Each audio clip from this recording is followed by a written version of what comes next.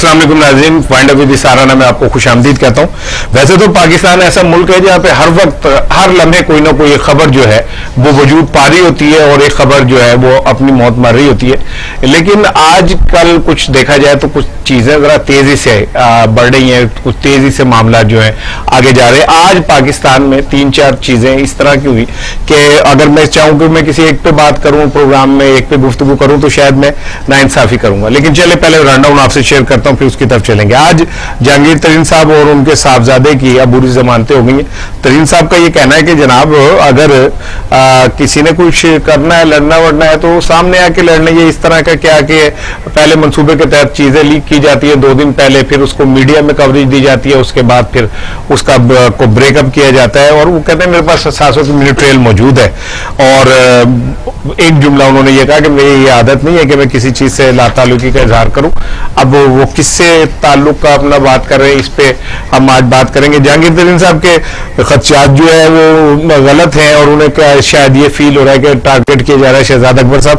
लेकिन बहुत सारे सवालों के उन्होंने जवाब नहीं दिए कि और भी तो बहुत सारे लोग हैं जिनके ऊपर इसी तरह के इल्जाम है, उनकी तरफ क्यों नहीं मुंह हो रहा नैब का या बाकी इदारों का। जहांगीर तरीन को ही क्यों स्पेशली टारगेट किया जा रहा है। माजी में भी ये देखा गया कि जहांगीर तरीन को पीटीआई के अंदर वो तबका जो शायद जो जहांगीर तरीन साहब को नहीं चाहता कि वो उतने तगड़े फाल और वो रहे जितने माजी में थे, वो कुछ ना कुछ इस तरह का करते रहे। आज फिर उसी तरह की बात आई है। और जहांगीर तरीन के हवाले से जो एक चीज और मीडिया में गर्दिश कर रही है वो ये कि जहांगीर तरीन को तमाम तर उसके बावजूद कोई अभी तक तोड़ा नहीं जा सका कि वो कोई ऐसी बात कह दें जिससे उनके और खान साहब के दरमियान जो ताल्लुकात हैं उनमें कहीं कुछ ऐसा नजर आए। हालांकि लग ऐसे रहा है कि जहांगीर तरीन साहब को स्पेशली टारगेट किया जा रहा है और उन्हीं के ऊपर खुसूसी तौर पे सारी चीजें फोकस की जा रही हैं। शहजाद अकबर जो मर्जी कहते रहे, लेकिन जो सामने की चीज है वो तो नजर आती है। बिलावल भुट्टो जरदारी आज खैरपुर में थे और उन्होंने एक बात बड़ी दिलचस्प की। उन्होंने कहा कि हर वक्त सियासत में आरिया पार का नहीं होता और अब हम ये समझते हैं कि हम सही अपोजिशन कर रहे हैं, बाकी जो दोस्त हैं वो अपोजिशन से अपोजिशन कर रहे हैं। और उनका डायरेक्ट फिर उन्होंने मरियम साहिबा की तरफ भी इशारा किया। ये जाहिर है आरिया पार का जो मशहूर जुमला है ये मरियम साहिबा का था।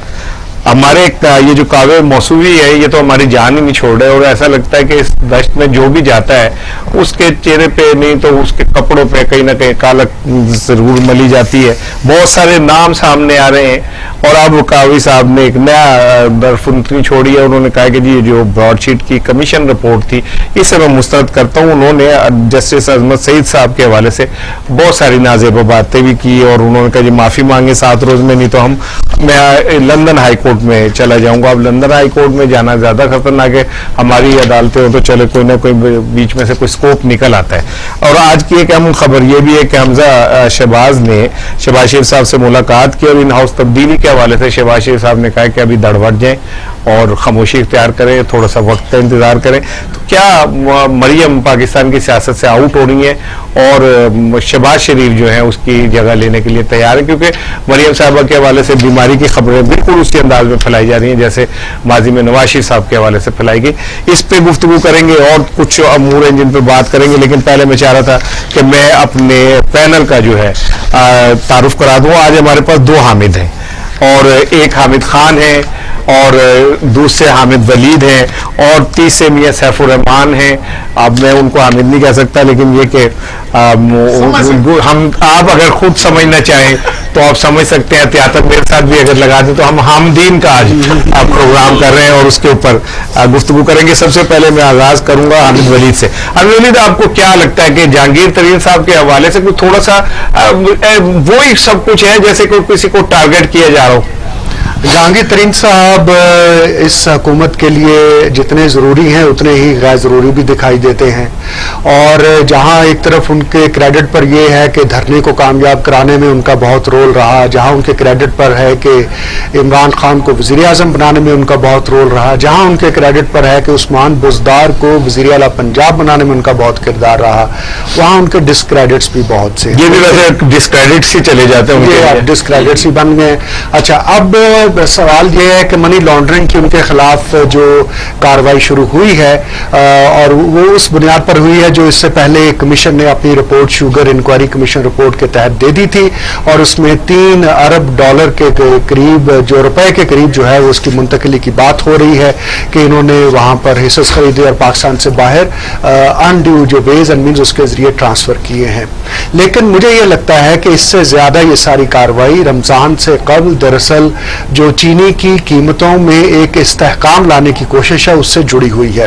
اس کا سبب یہ ہے کہ ہمیں تو جہانگیر ترین صاحب نظر آ رہے ہیں لیکن پیچھے اگر آپ وہ لوگ جو ماجد ملک کو جانتے ہیں, وہ لوگ جو محمود بھنڈی کو جانتے ہیں, وہ لوگ کے جو شوگر جو مافیا ہے کہہ لیں ان کی ورکنگ کو جانتے ہیں, ان کو علم ہے کہ اس وقت کس طرح سے کس شہر میں کون سا جو شوگر ڈیلر ہے اور کون سا جو شوگر بروکر ہے وہ کون کون سی فائلیں کہاں چھپاتا پھر رہا ہے تاکہ کم از کم وہ اس پورے مہینے کے دوران میں کسی کے ہاتھ نہ آ جائے. تو حکومت کی بنیادی کوشش تو یہ ہے کہ $80 کی چینی اناؤنس کر کے $85 تک کی اس نے کہا کہ مارکیٹ میں سیل ہو, لیکن جب پرائس آلریڈی 100 سے اوپر ہے اور خطرہ اور خدشہ یہ تھا کہ یہ 100 سے 150 110 سے 150 کو ٹچ کرے گی, تو اس سارے کانٹیکس میں اب یہ جو کارروائی ہو رہی ہے کہ بھئی جہانگیر ترین کو جا کر اور نسیم رانا کو جا کر, لیکن حامد صرف جہانگیر ترین ہی کیوں ٹارگیٹ ہے؟ جہانگیر ترین نے اس لیے کہ میں نے پھر وہی بات کی ہے کہ چونکہ جو سارا سلسلہ تو شروع ہوا ہے شوگر انکوائری سے, وہاں سے پتا چلا کہ جناب یہ پیسہ گیا ہے. اب جہانگیر ترین صرف سکرین پر ہے, ٹھیک ہے نا, یہ کہیں پہ نشانہ کہیں پہ نگاہیں کہیں پہ نشانہ والی بات ہے. آپ اس وقت کسی سے بھی بات دیں گا, کامرس رپورٹر اگر آپ مجھ سے پوچھیں, آپ کسی بھی شوگر والے سے اس وقت بات کر کے دیکھیں, وہ کہے گا پلیز خدا کے لیے ہمیں نہ ٹی وی پر لو, ہمارا نہ کوئی بیان لو.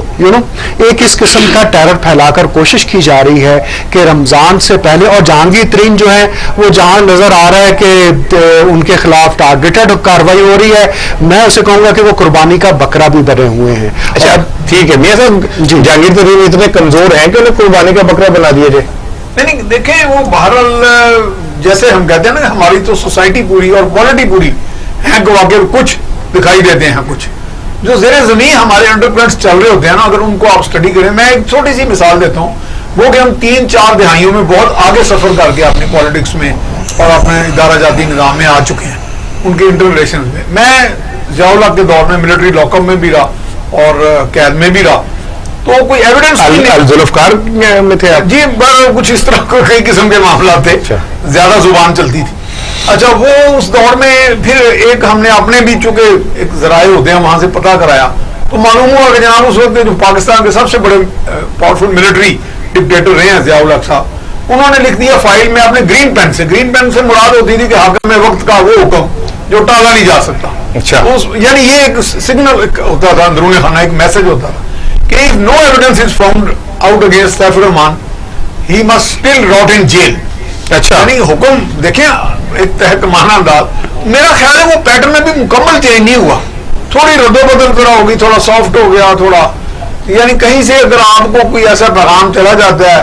جیسے میں آپ سے ایک بات شیئر کر ہی لیتا ہوں, ہمارے اخبار کے جو مالک ہیں, آپ کے بھی دوست ہیں, ہمارے بھی بڑے ہیں, مالک کسی کا دوست نہیں ہوتا. چلے وہ نہ صحیح, ہمارے نہ صحیح, لیکن ہم اپنے دل کی تسلی کے لیے کہہ سکتے ہیں. میں تو آپ کا دوست سمجھتا ہوں, ہمارے تو بہت ہیں. تو میں ان کے لائر کے پاس بیٹھا ہوا, میرا بڑا برخوردار ہے. میں نے کہا یار وہ بظاہر میں نے ایسی فیور کی کہ چلو باس ہے, میں نے کہا یار کہتے ہیں کہ ایویڈنس نہیں ہے ان کے خلاف. کہتا سر چھوٹے ہوئے گل ایویڈنس بن جاتا ہے. تو یہ چیزیں ہو رہی ہیں. دیکھیں پرسیپشن بڑی اہم چیز ہے, آپ نے کہا لگ رہا ہے, تاثر یہ ہے, عمومی تاثر یہی ہے کہ اس ملک میں کیا کیا کچھ نہیں ہو چکا.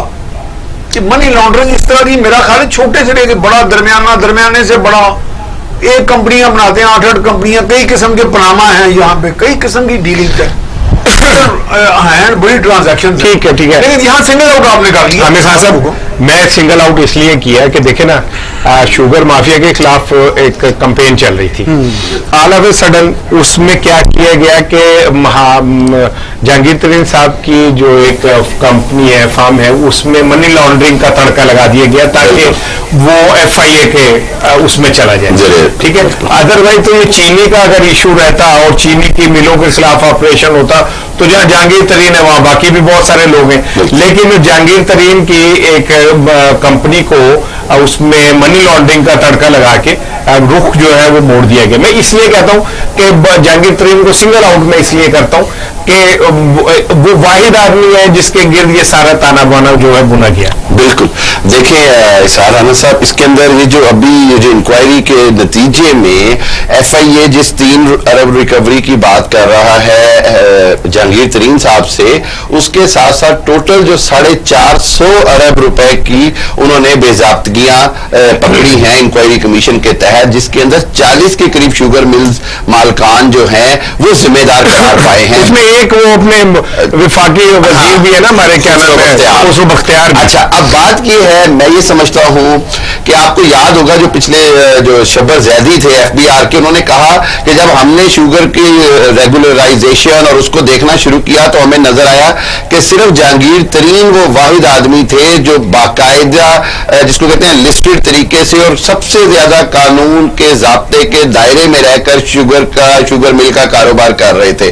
اس سے ایک بات میں یہ سمجھتا ہوں, جس طرح آپ نے انٹرو میں بھی کہا, کہ میرا بھی خیال یہ ہے کہ جہانگیر ترین صاحب کو خصوصاً نشانہ بنایا جا رہا ہے, اور جہانگیر ترین صاحب کا یہ کہنا بڑا مناسب ہے کہ جی اگر کوئی نشانہ بنا رہا ہے, کوئی بھی قوت ہے, وہ سامنے آئے. کیوں؟ اس کی وجہ یہ ہے کہ کسی بھی شخص کی کریکٹر اسیسینیشن ایک حد تک آپ کریں گے تو وہ پھر پھٹ پڑے گا. اس کی ایک مطلب دیکھیں, پاکستان کے اندر انکوائری کمیشن بھی بنتے ہیں, انکوائری رپورٹس بھی آتی ہیں. دوسرے اینڈ پہ دیکھیں کہ پچھلے 24 گھنٹوں میں کتنے شوگر مل مالکان آلریڈی ہائی کورٹ سے رجوع کر چکے ہیں اس رپورٹ کے خلاف, FIA کی اس کارروائی کے خلاف, اور ہائی کورٹ سے ریلیف بھی لینا شروع کر دیا ہے.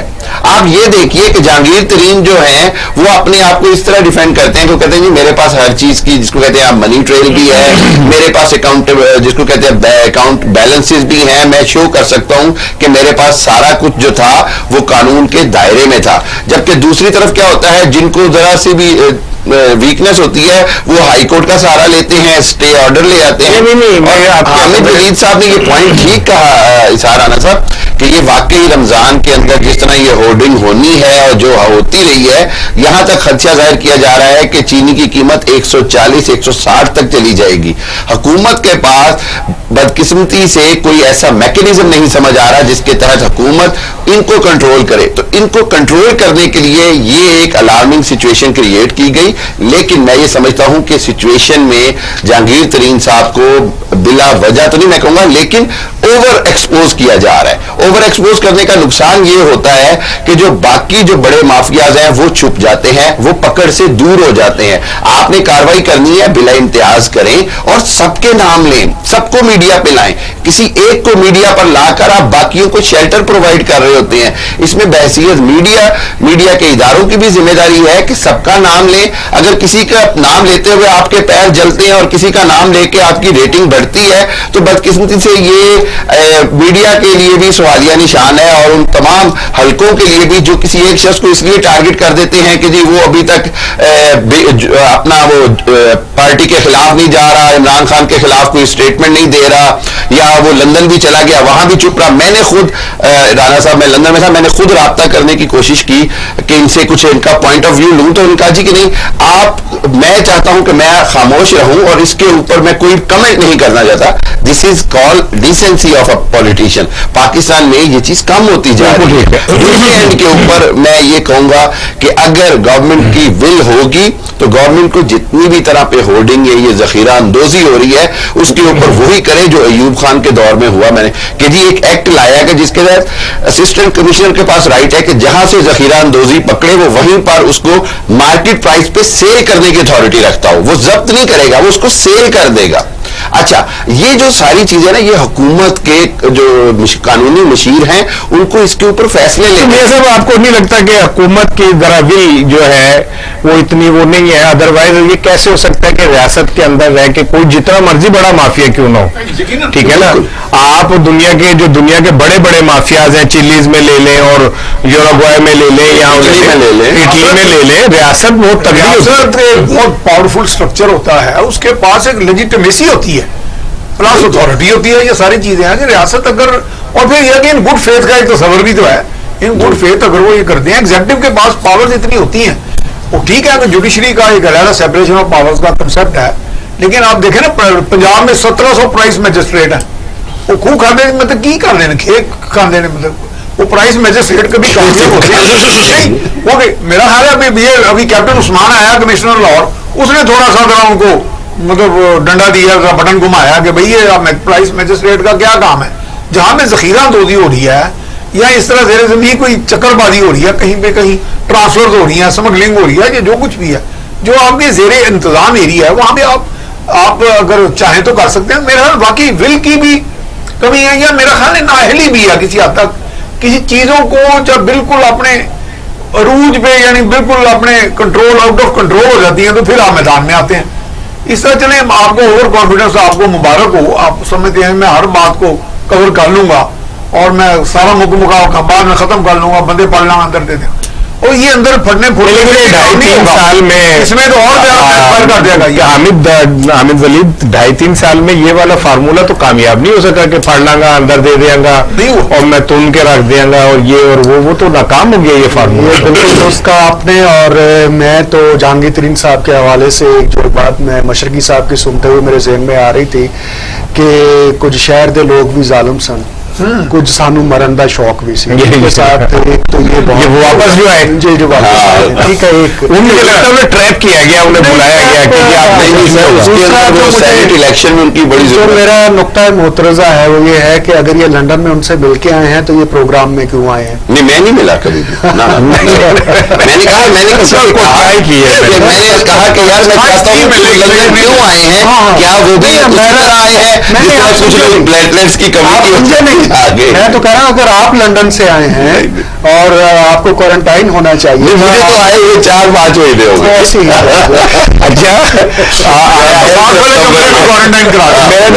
بات یہ ہے کہ یہ چونکہ برٹش نیشنل بھی ہے تو یہ ہو سکتا ہے کہ یہ ہمیں وہ ہم پہ سینکشن لگا دے کوئی، لے کے بھی یہی آئیں گے جیسے برطانیہ نے ہمیں. میں تو پروگرام میں کہہ رہا تھا کہ پلیز برطانیہ سے آنے والوں پر پابندی لگائے. میں اس میں ایک مزے کا تو میرے ایک دوست ہے کافی بڑے آفیسر ہے، تو انہوں نے مجھے کہا حامد صاحب ترقی پذیر ملک کو ہندی ساتھ جائیے کہ ایسی انگلینڈ والے سے پابندی لا رہے ہیں. ہونا چاہیے سر، ویئر پاکستان کی عوام کی بہتری ہے وہاں پر اقدامات حکومت کو لینے چاہیے، چاہے وہ امریکہ سے آپ سے آواز کریں لگائے پابندی سر. وہ سر جو ابھی آئے حقیقت یہ ہے کہ آپ تو آج بھی جیلم سے ایک شادی اٹینڈ کر کے آئے جہاں 40-50 یوکے. اور مزے کی بات یہ ہے کہ جیلم میں شادیاں بند ہو حامد تو سارے یوکے سے میں تو سوچ رہا ہوں کہ ابھی ان کے ساتھ بیٹھا ہوں. میں نے آتے ہی پوری حامدہ کو بتایا، میں کہا نہ میرے بیوی میں نے کہا نہ میرے بیوی بچے گئے نہ بیگم گئی. میں گیا میری بیگم نے آتے مجھے کہا پہلے آپ واجب یہ ہے کہ چلیں اب آگے کری ہوں. ناظرین ایک نا میں چاہ رہا ہوں بریک لیں، بریک کے بعد ہم آئیں گے. بلاول بھٹو کی جو سیاست ہے وہ کیا کہتی ہے اور شہباز شریف حمزہ شہباز شریف کی جو ملاقات ہے وہ کیا کہتی ہے. آج بلاول نے براہ راست حملے کیے ہیں مریم صاحبہ پہ اور انہوں نے کہا کہ ہضم نہیں ہو رہی ہماری کامیابی کچھ لوگوں کو، اور پھر انہوں نے کہا کہ ہم آئندہ پارلیمانی سیاست میں شہباز اور حمزہ شہباز سے رابطہ رکھیں گے، یعنی کہ انہوں نے مریم کو مائنس کر دیا. اتنی بے اتنائی اور اتنی جلدی عمران خان کا تو یو ٹرن مشہور ہے، لیکن وفاداریوں میں اس طرح کا اتنی تیزی سے یو ٹرن جو ہے وہ مجھے نہیں سمجھ آ رہا. شاید فراز کا شعر ہے کہ اپنے تیور تو سنبھالو کہ کوئی یوں نہ کہے دل بدلتے ہیں تو چہرے بھی بدل جاتے ہیں. اس پہ گفتگو کریں گے ایک چھوٹا سا شارٹ کمرشل بریک.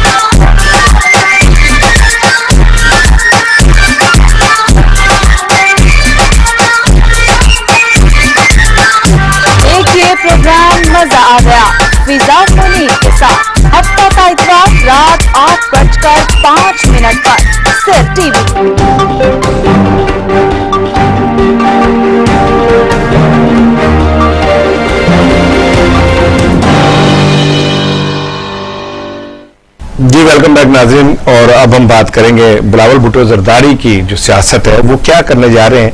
आज हमजा शहबाज की मुलाकात हुई है शहबाज शरीफ साहब से, और ज़राए का कहना यह है कि इन हाउस तब्दीली के हवाले से मियाँ शहबाज शरीफ साहब ने हमजा साहब को कहा कि आप ज़रा सा इंतज़ार करें और देखें कि क्या होता है। ये जो देखे हैं एंड वेट एंड सी, ये वाली जो पॉलिसी है, इस वेट एंड सी के पीछे क्या फिलॉसफी है, जबकि बिलावल भुट्टो जरदारी का ये कहना है कि वो आइंदा पार्लिमानी सियासत में शहबाज शरीफ और हमजा शहबाज शरीफ से रब्ता रखेंगे।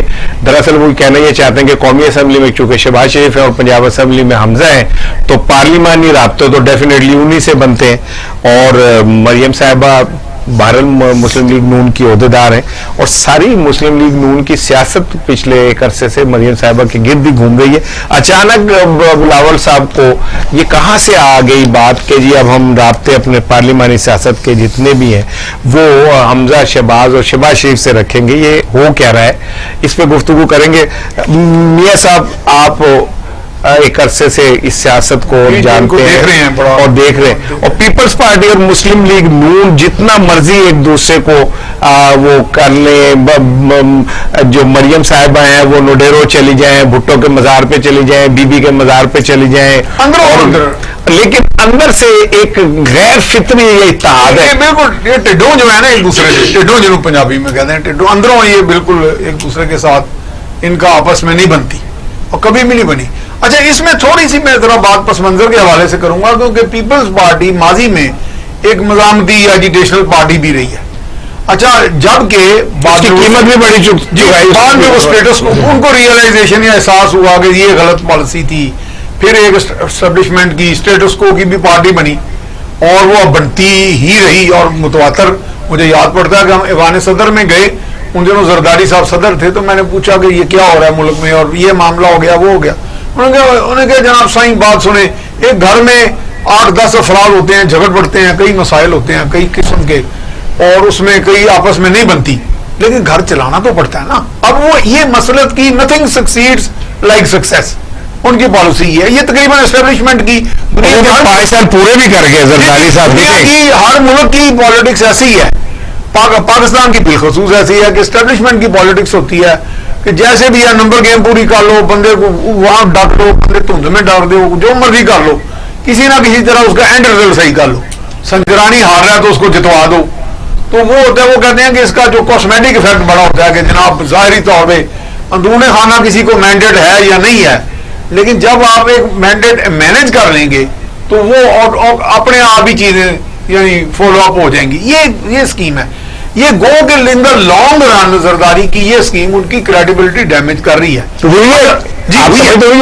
मैं नहीं, वो अगर वो समझते हैं, अभी सिंध में वो देखा ना, भुट्टो करिश्मा भी गया नहीं, लेकिन वो जाहिर है अगर 5 साल 10 साल बाद भी अगर पार्टी ने जिंदा रहना है या एक्सपैंड होने की ख्वाहिश रखती है, तो मेरा ख्याल है सक्सीड लाइक सक्सेस की पॉलिसी से हट के उनकी क्रेडिबिलिटी डैमेज। बिल्कुल ठीक है नाज़रीन, सुबह जो है जुल्फकार अली भुट्टो की बरसी भी है।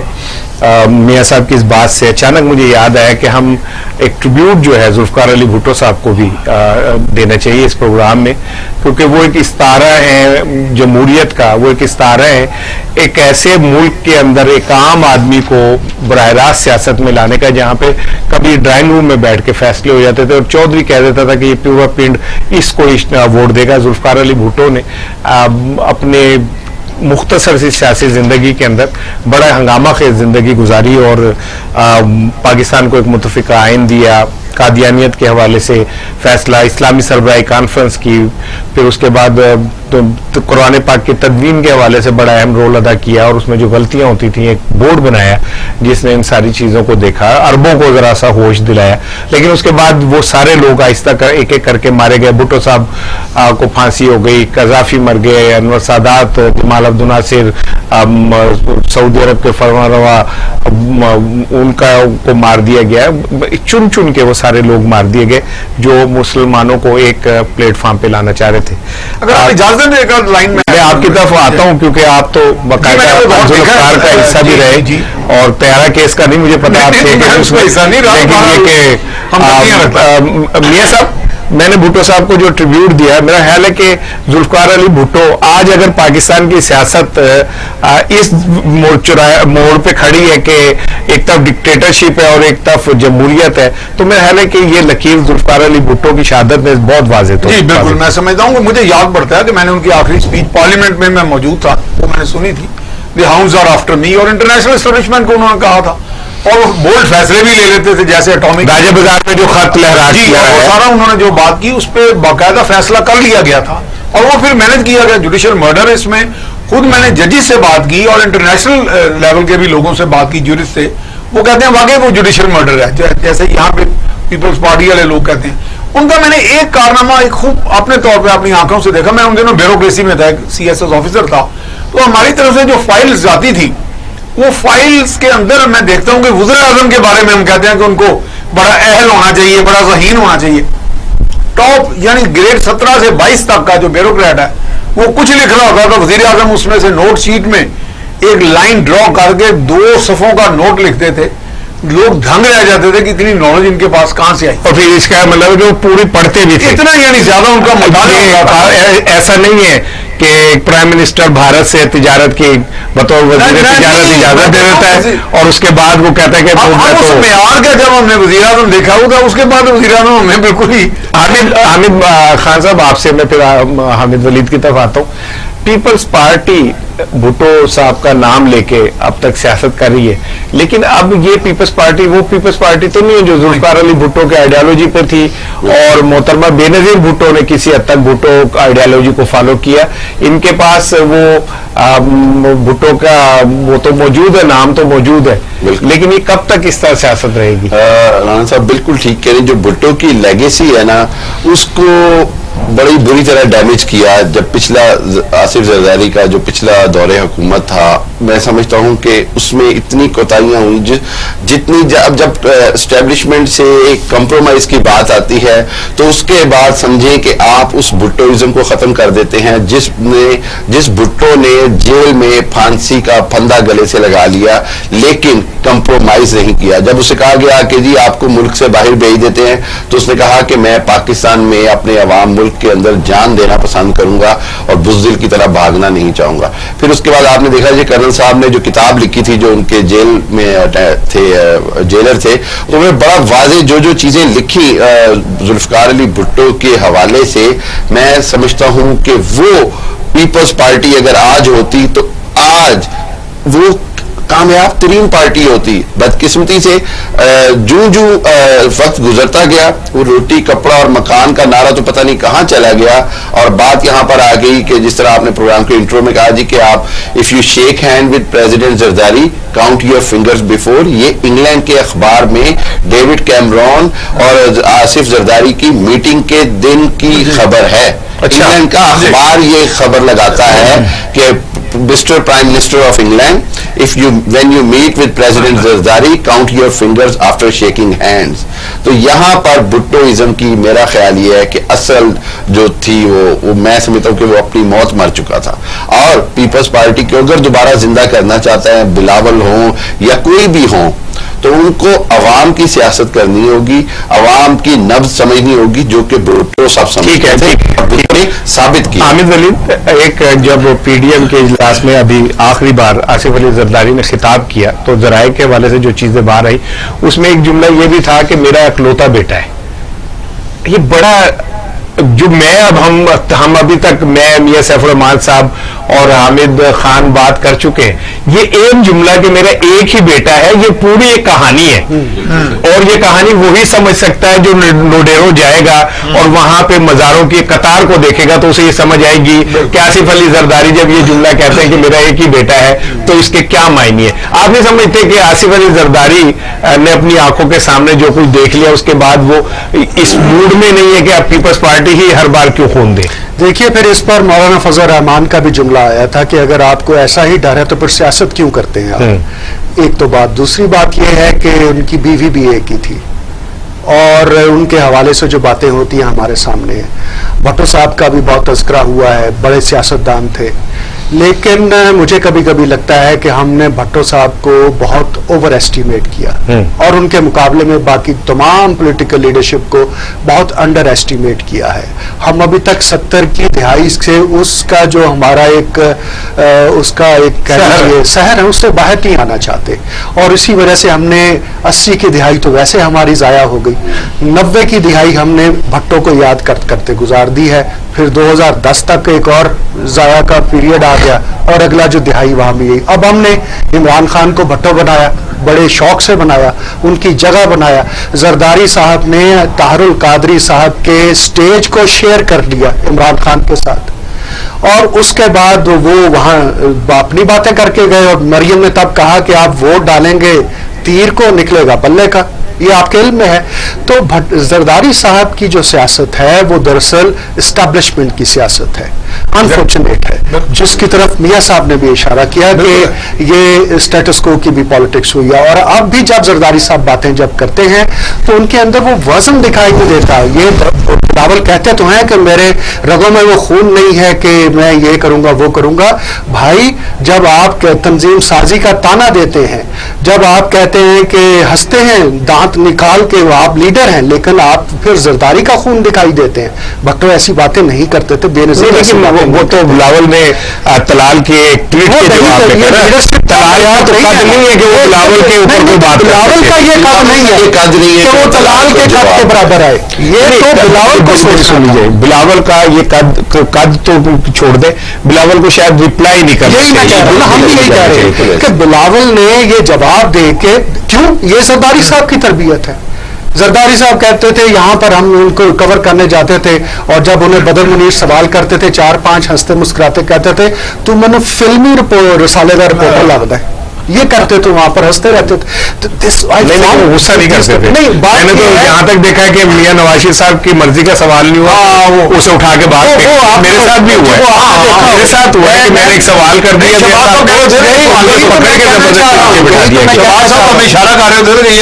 یہی میں کہنا چاہ رہا ہوں کہ ہم نے بھٹو کو بہت اوور ایسٹیمیٹ کر دیا, نواز شریف کو بہت انڈر ایسٹیمیٹ کر دیا, اور نتیجے یعنی آپ نواز شریف اور بھٹو کو کمپیئر کر رہے ہیں. ہمارے پاس عمران خان آ گیا, اور ہم نے پچھلے 2.5 برس میں دیکھ لیا, ہم نے ایسٹیمیٹ کر لیا. اس کو تو ماشاءاللہ ایسا ایسٹیمیٹ کیا ہوا ہے کہ آپ دل نہیں کرتے ان کو کچھ کہنے کو. ٹھیک ہے, تو اس کانٹیکسٹ میں اب یہ جو کچھ ہوا ہے, اصل میں مجھے لگتا ہے ہماری اسٹیبلشمنٹ ابھی ہاف نیوٹرل ہوئی ہے.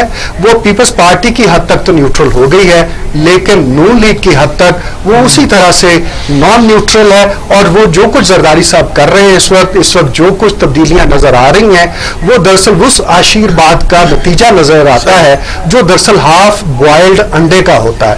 تو ہاف نیوٹرل اسٹیبلشمنٹ کے وقت میں ایسا ہی ہوتا ہے. ابھی اور بہت کچھ ایسا ہوگا, ہم سب حیرانی سے دیکھیں گے, ایک زرداری سب پر بھاری نظر آئے گا, لیکن پھر کچھ نہیں. ایک لائن میں اس میں بڑی اچھی انہوں نے بات کی. محترمہ بے نظیر بھٹو, اب لیڈرشپ کی ہم بات کریں, انہوں نے کہا تھا, انگریزی میں بولتا ہوں, جو there are challenges in life and leadership is predicated on the capacity to absorb defeat and overcome it.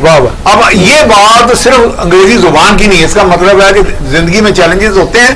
Leadership کس چیز کا نام ہے؟ شکست کو ابزارو کرنا, شکست کو جذب کرنا, اور اس کو پھر اس کے اوپر عبور پانا. ٹھیک ہے حامد, میں ابھی جیسے حامد ولید کی گفتگو ہو رہی تھی اس پہ کہ جی زرداری اسٹیبلشمنٹ کا مورا ہے, اور زرداری نے جب یہ کہا کہ میرا ایک ہی بیٹا ہے تو مولانا فضل الرحمان نے کہا کہ پھر آپ سیاست نہ کریں. مولانا فضل الرحمان کے اسٹیبلشمنٹ کے بغیر سیاست کر لیتے؟ وہ جو دھرنے سے لے کے اور لانگ مارچ سے لے کے اور وہ جو استعفوں کا وہ لے کے آئے تھے. میں حامد ولید صاحب نے جس طرح 80 کی دہائی اور پھر 90 کی دہائی کی بات کی, تو 90 کی دہائی میں ہمارے پولیٹیشینز نے ہی خود اتنی ڈرٹی پالیٹکس کی کہ جس کے نتیجے میں ہم نے 1999 اور پھر اگلے 10 سال بھگتے. اس کے سب سے بڑے قصوروار ہمارے اپنے پالیٹیشینز تھے, چاہے وہ بے نظیر ہوں یا نواز شریف ہوں. اسی وجہ سے آج ہم جب بحثیت صحافی صحافت کے طالب علم کے جب 90 کی سیاست کی بات اگلی مثالوں میں دیتے ہیں کہ جی اب پھر 90 کی دہائی کی سیاست شروع ہوگی, تو ہم سب یہ جانتے ہیں کہ اس کے اندر سیاست دانوں نے کتنا گندا رول پلے کیا کہ ہر وقت جیسے ہی 12 مہینے या 6 महीने 8 महीने के बाद जाके तो दूसरी जो अपोजिशन थी वो एस्टेब्लिशमेंट की गोद में बैठ जाती थी, चाहे वो IGI हो या कोई किसी भी नाम पर हो। तो आज भी यही हो और आज भी यही हो रहा है। अब अगली बात ये है, अब क्या हो रहा है कि अब एक बार फिर वही 90 की सियासत हो रही है कि जिसके अंदर एस्टेब्लिशमेंट के और दूसरे किरदारों की को मानकर उनके साथ चलने की बात हो रही है। और जहां तक बात है जरदारी साहब की, तो जरदारी साहब ये हमें सबको पता है कि वो सिंध के ऊपर कंप्रोमाइज नहीं करना चाहते, वो अपनी पावर शेयरिंग नहीं चाहते। आपने कहा ना जी कि ये हमजा शहबाज शरीफ को अब आगे कह रहे जी इनसे बात होगी, ये आज का, मैं इसको आज की तब्दीली नहीं समझ रहा जरदारी साहब के लहजे में। जरदारी साहब के लहजे में तब्दीली उसी दिन आ गई थी जिस दिन गुजरांवाला में नवाज शरीफ साहब ने तकरीर की, और उसके जवाब में ना बिलावल ने कोई ऐसी बात की, ना जरदारी साहब ने ऐसी कोई बात की। या जब कोयटा में नवाज शरीफ साहब ने तकरीर की, वहां पर भी नहीं हुआ। आप ये बात ज़हन में रखें कि जरदारी साहब की सियासत के अंदर पावर के ऊपर कंप्रोमाइज नहीं है, और वो बार बार एक बात बड़े तरीके से कहते हैं जी कि मैंने बहुत जेल काटी है। उसका मकसद ये नहीं कि मैं और काटने को तैयार हूं, उसका मतलब ये कि मैंने बहुत काट ली है, बथेरी हो गई है। तो इस हवाले से आप ये बात ज़हन में, मैं समझता हूं कि अब पीपल्स पार्टी के पास जो उसकी सियासत का महवर है वो यही है कि सबसे बना के रखो, सबके साथ चलो, और जितना हिस्सा मिलता है हिस्सा बकदरे जुस्सा लेते रहो, और बस इसी को सियासत का नाम दे दो। कॉन्फ्लिक्ट की सियासत पीपल्स पार्टी के बस की बात नहीं। ऐसी पार्टी जो पंजाब में अपना वजूद ही तकरीबन खत्म कर चुकी है, KPK में नाम की रह गई है, सिर्फ सिंध तक महदूद है, वो कितनी उसकी तसादुम की सियासत कर सकती है। मियां साहब, अभी जो 2-3 बातें हुई, एक तो ये कि जी जरदारी साहब जो है अब वो इस मूड में नहीं है कि वो एस्टेब्लिशमेंट से वो करें, और तो लेकिन एक मियां साहब ये बात बताएं, गुजरांवाला के जलसे के हवाले से भी वो बात है, उसके बाद क्या जो लोग आज एस्टेब्लिशमेंट को गालियां दे रहे हैं और एस्टेब्लिशमेंट के लिए इतना कुछ बोल रहे हैं, मैं नाम ले रहा हूँ मियां नवाज शरीफ साहब का और मरियम साहिबा का, तो इनकी परवरिश किसने की? हाँ, और दूसरी चीज ये, आप फिर इस पे बात कीजिएगा, तो माफी मांगी, इनकी परवरिश किसने की? और दूसरी सब बात ये कि मियां साहब, जब हम कहते हैं हम एस्टेब्लिशमेंट को नहीं मानते, उसके रोल को नहीं मानते, तो फिर हम ये किस मुंह से कहते हैं कि हम इमरान खान से बात नहीं करेंगे, हम ऊपर वालों से करेंगे? तो ये जो दो रुखी है कि ये मतलब हम अगर जरदारी यही बात अच्छे तरीके से कर दे तो वो एस्टेब्लिशमेंट का टूल है, लेकिन अगर आज एस्टेब्लिशमेंट इमरान खान को साइड पे करके मरियम से कहे कि हमसे मुज़ाकरात करें तो वो जमहूरियत है? नहीं, वो ये कहते हैं कि वो जो पिया को मन भाई सुहागन है, हम क्यों नहीं मान रहे? तो ये झगड़ा तो उस चीज का है कि सुहागन वो जो पिया मन भाई। देखिए, ये वाकई एस्टेब्लिशमेंट का एक छाप भी है, एस्टेब्लिशमेंट की तरफ रुझान भी है, एस्टेब्लिशमेंट को एक पावर एक्सिस भी समझा जाता है, और वो देखिए प्रैग्मेटिक होना पड़ेगा हमें, हकीकत वो है भी सिक्योरिटी के पैराडाइम की बुनियाद पर या किसी ना किसी बुनियाद पर जो हमारी खदशात या एप्रीहेंशंस हैं उसमें हमारे एस्टेब्लिशमेंट का रोल है। वैसे दुनिया में बहुत सारी जगह पे होता है, अमेरिका में पेंटागन बहुत से मामलों में डिक्टेशन भी देता है, और बल्कि यहाँ तक इंडिया जो भारत का दुनिया की बड़ा डेमोक्रेसी है, वहां पे एक वजीर दिफा को निकलवा दिया था सारे आगरा मुज़ाकरात में, जब सारी चीजें सेटल हो गई, आगे आर्मी ने एग्रीमेंट हो गया था उनकी, और वो वजीर आजम अंदर गया और उनकी एस्टेब्लिशमेंट डेमोक्रेसी को इतना एस्टेब्लिश। और दूसरी चीज मैं आप अब अमेरिका के मौजूदा इंतखाबात ले लें जिसमें ट्रंप जो था वो एंटी एस्टेब्लिशमेंट स्टांस में चला गया था, और उसके बाद उसके साथ जो कुछ हुआ अमेरिकन प्रेसिडेंट्स के साथ अमूमन इस तरह नहीं होता जिस तरह उसे भेजा गया था। लेकिन मैं एक बात थोड़ा सा एक मिसाल देता हूँ कि मसलन एक ब्रेकफास्ट पे हमें शहबाज शरीफ जब सेकंड टाइम चीफ मिनिस्टर थे बुलाया, सीनियर्स थे, कोई 5-10 हम बैठे थे, तो मैंने कहा, उन्होंने कोई बात की एस्टेब्लिशमेंट के हवाले से, ये हुआ, मैंने कहा ये ड्रोन हमले जो हैं ये हमारी एस्टेब्लिशमेंट की कंकरेंस के बगैर होते हैं। अब उनके पास इसका कोई जवाब नहीं था। मैं उन्हें कहा जी हाँ वो माजी में था, ऐसा होता। मैं कहा नहीं जी अभी तो 3-4 दिन पहले भी हुए ड्रोन हमला। तो कहते हाँ वो माजी में होता था, बुलाया दोबारा नाश्ते थे, वो जो हाजिर सर्विस एस्टेब्लिशमेंट थी उसे वो कनी खा गई, कनी कतरा गई यानी। और उनका मैंने देखा उनकी जहां जहां ताल्लुकात हैं वो आपके भी नोटिस में होगा, और अच्छा खासा वो तकरीबन वही पॉलिटिक्स कर रहे हैं जो जरदारी की है। इसलिए जरदारी कामयाब हो गए, शहबाज भाई नहीं है लेकिन हो जाएंगे, वो उनके बड़े भाई नहीं होने दे रहे ना। बिल्कुल ठीक। अच्छा हामिद खान साहब, आपसे मेरा सवाल ये था कि जो कुछ इस टाइम बिलावल कर रहे हैं और जिस किस्म के अब लबो लहजा वो इख्तियार करते जा रहे हैं, वो तो इससे क्लियर हो गया कि अब मरियम और बिलावल एक प्लेटफॉर्म पे नहीं है, न रहेंगे। बिल्कुल, उसकी वजह यह है कि जैसे मैंने पहले कहा, जब सेनेट के इलेक्शन होते हैं और जब बाद में इंटरनली पीडीएम के अंदर मीटिंग्स के अंदर एक दूसरे पर इल्जाम बाकायदा धरे जाते हैं कि जी आपके बंदों ने अपने वोट जाया कराए हैं, वो कहते हैं जी नहीं पीपल्स पार्टी के बंदों ने वोट जाया करवाए हैं। इस सारी सूरत हाल से एक चीज वाज़ेह होगी और वो ये थी कि दरअसल पीपल्स पार्टी और मुस्लिम लीग नवाज में आपस में ट्रस्ट डेफिसिट है, एक दूसरे पर एतमाद का फुकतान है, और ये बड़ा खुल के सामने आया। और इसी वजह से अब बिलावल इस नतीजे पर पहुंचे हैं जिस नतीजे पर जरदारी साहब मेरा ख्याल है 3 महीने पहले पहुंच चुके थे।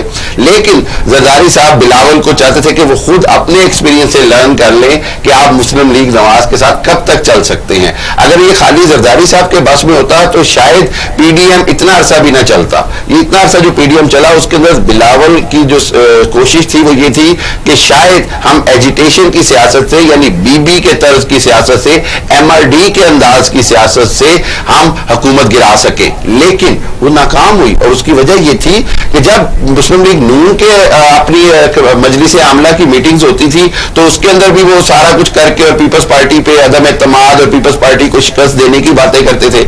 इसी तरह पीपल्स पार्टी की सेंट्रल एग्जीक्यूटिव कमेटी किसी तरह मुस्लिम लीग नून पर एतमाद करने को तैयार नहीं थी। तो बुनियादी तौर पर इनकी जो नजरियाती तौर पर जो पब्लिक पॉलिटिक्स है वो हमेशा से जुदा जुदा है। और पंजाब में तो किसी सूरत भी मुस्लिम लीग नून किसी तरह भी पीपल्स पार्टी को पेनिट्रेशन करने की इजाजत नहीं दे सकती। ठीक है आमिद वली साहब, प्रोग्राम का वक्त खत्म हो रहा है, मैं चाह रहा हूं आपसे एंडिंग करूं। देखिए, सियासत में किसी हद तक एक जो अहम फैक्टर कामयाबी का होता है वो मैच्योरिटी का होता है। मरियम साहिबा के तुंदो तेज जुमले और उनका फौरी रिएक्ट कर जाना चीजों के ऊपर उन्हें तनहा नहीं कर गया विदिन पार्टी भी और आउटसाइड द पार्टी भी? मेरा नहीं ख्याल ऐसा है, इसलिए कि जो अग्रेसिव टोन अडॉप्ट की है, अगर आप देखें आज भट्टो को आप याद कर रहे हैं तो जिस तरह से उसने चैलेंज किया था उस वक्त की एस्टैब्लिशमेंट को, तो इसलिए वो याद किए जाते हैं। बेनज़ीर साहबा को आप याद करते हैं तो इसीलिए याद करते हैं कि शी हैज़ बीन एग्रेसिव, वो कभी कंप्रोमाइजिंग नहीं गई थी। अच्छा, अब बिलावल भुट्टो साहब, आपको इल्म है 2018 में बताया गया जरदारी साहब को कि आपकी तस्वीर लगाते हैं तो जलसा नहीं कामयाब होता, और फिर उनकी तस्वीरें उतारी गई। आपके इल्म में है कि 2013 के इंतखाबात के दौरान बिलावल भुट्टो को पंजाब का दौरा नहीं करने दिया गया, इसलिए कि उसे तालिबान का बहुत यहाँ किसने नहीं करने दिया? ये किसने, हम ये नहीं डाले कि ये नून लीग इतनी कोई ताकतवर थी, जिसने नहीं करने दिया हम सबको पता है। एक दूसरा ये है कि जो बात अभी मियाँ साहब और आप जिस पे इत्तफाक राय बन रहा था कि ये एस्टैब्लिशमेंट की सियासत नवाज शरीफ करता रहा है, भाई उसने तो 93 में बोला था, 91 में कि मैं डिक्टेशन नहीं लूंगा, वहां से स्टार्ट हुआ, 4 जनरलों के साथ वो लड़ा, और अगर ज़ियाउल हक भी जिंदा रहता तो मुझे लगता है उससे भी वो जरूर लड़ता। मैं ये कहना ये चाहता हूं कि देखिए, जो वोट बिलावल भुट्टो निकाल सकता है वो जरदारी साहब कभी नहीं निकाल सकते, जो वोट नवाज शरीफ निकाल सकता है वो शहबाज शरीफ नहीं निकाल सकते, जो वोट इस वक्त ना वो परवेज इलाही निकाल सकता है। तो इसलिए जब पॉपुलर लीडरशिप को इमरान खान ने निकाला है ना वोट, अब भले उसको हम कहते हैं कि जनाब सिलेक्टेड है, लेकिन वोट बैंक तो उसका आया, वो कौन सा आया? वो पीपल्स पार्टी का शिफ्ट हुआ। बहुत शुक्रिया। अब इसलिए मरियम नवाज जो है उसने जब कहा कि एक जरदारी सब पे भारी, कोई फखर की बात नहीं, शर्म की बात है, और एक जरदारी सब पे वारी है, दरअसल भारी नहीं है, इसलिए ये सियासत बहुत महंगी पड़ेगी उन्हें। पंजाब से आउट हो गए हैं, बाहर जाना का जो कोशिश है आप बहुत शुक्रिया हामिद वली साहब, हामिद खान साहब बहुत शुक्रिया, मियां सैफुर रहमान साहब बहुत शुक्रिया। और आज की जो गुफ्तगू है वो कोई हम खैर नतीजा खेज तो नहीं बना सके, और हमारी वैसे मुत्तफिका राय 3 बंदों की यही थी कि पाकिस्तान की सियासत में जो जितनी टकराव की सियासत हो गई, और हम अगर ये समझते हैं कि एस्टेब्लिशमेंट को गाली देना कोई इनकलाबी सियासत है, तो मेरे ख्याल है पूरी दुनिया में कहीं इसकी गुंजाइश मौजूद नहीं है। बहरहाल पाकिस्तान के सियासतदान कब मैच्योर होंगे, कब हम 19 की दहाई करते रहेंगे, कब ये इतनी मैच्योरिटी आएगी कि जो पाकिस्तान के सियासतदान हैं वो अपने इर्द गिर्द के खतरात को भी समझ सकेंगे, अपने अंदरूनी खतरात को भी समझ सकेंगे और उन खतरात को भी समझ सकेंगे जो हमेशा जमहूरियत के लिए नुकसानदेह होते हैं, जिसका शिकार जुल्फकार अली भुट्टो हुआ। भुट्टो के खिलाफ जो तहरीक चली वो भी सियासतदानों ने चलाई और भुट्टो साहब को जिस तरह शहीद कराया गया वो भी उसमें सियासतदानों का रोल है। और आने वाले दिनों में जितने वज़ीर-ए-आज़म फारिग हुए उसमें कहीं बाहर से कोई नहीं था, खुद सियासतदान उसका हिस्सा थे। सियासतदान कब सीखेंगे ये एक लम्हा फिक्रिया, इस पर फिर कभी गुफ्तगू होगी। अपना बहुत ख्याल रखिएगा, कोविड के अंदर एहतियात कीजिएगा, अपने जो SOPs हैं उनका ख्याल रखिएगा और इंशाल्लाह अगले हफ्ते फिर मुलाकात होगी। अल्लाह हाफिज।